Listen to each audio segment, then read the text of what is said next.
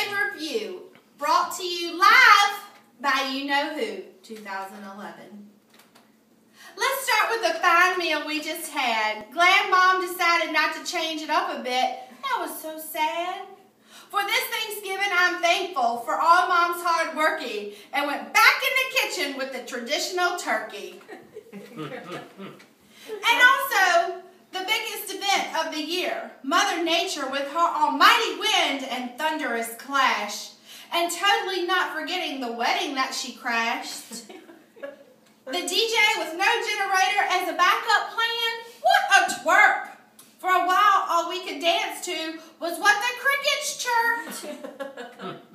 Overall, it was a beautiful wedding, fun had by all, even with the weather mishap. One thing's for sure, thank goodness for the shower cap. An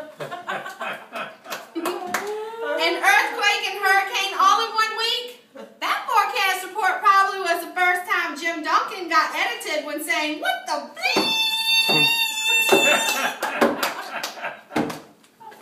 You know, people looking around at each other, but really inside felt scared and timid, wondering if this was happening because of sin they just committed.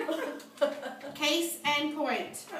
A country church with normal attendance 23. Now, I realize that's a poor showing, but not that Sunday after the pews were overflowing.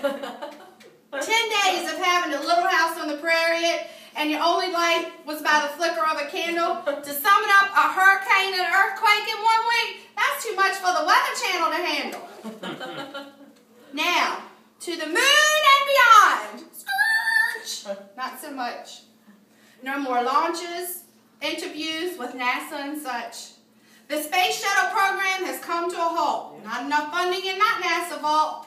So if you want to relive the memory of one small step for man and giant leap for mankind, hope it's recorded and you can rewind. Wall Street has been occupied, few visitors. To be exact, 99%.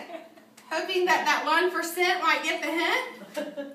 Well, I don't have a clue what's going on with that, but honestly, to that 99%, I do not tip my hat. In my eyes, maybe if they went to work instead of pitching tents in the park, they would make some money before the sun went down and it got dark. Just saying. I mean, forest sales have skyrocketed this year, but there was no hocus pocus when redesigning their Ford Focus. So many Fords have been sold, some say even the 8 Mile will soon be paved in gold. Eminem appreciates that. You know, he grew up along 8 Mile. We used that golden roadway in his next rap, and that ain't no spoof. Go ahead and ask him, he'll say, that's the truth. Medea's Big Happy Family hit theaters this past Marcher. Have I watched it a lot? Well, does it take a lot of... Oh, to make biscuits, does it take a lot of starcher? She wanted me to tell you, don't get confused by her silver hair. Go ahead, give it a bad review, if you dare. Another year goes by, and with it some great people leave this earth and move on to heaven, relaxing and sipping on a slipper from the 7-Heaven-11. 7-Heaven-11.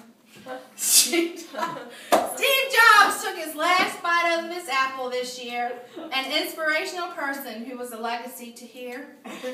Reading a few of his quotes, I realized that's no coincidence his last name was Jobs, for he could inspire even the worst non-motivated couch potato slob.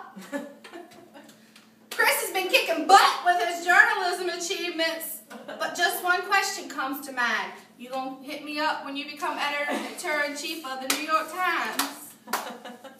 My own column, Just Ask Jenny. Or WWJD. If it's good enough for Jesus, it's okay with me. Bill Jones retired as treasurer from Dinwiddie. Not seeing William E. Jones on the tax bill. What a pity. For I remember personally walking into the treasurer's office to pay my 10% late fee. Didn't seem so bad, but he was the one that was taking it from me. Mom's retirement. Who knows when that's going to be? Will the answer be on next year's poem? I guess we'll have to wait and see. Yeah.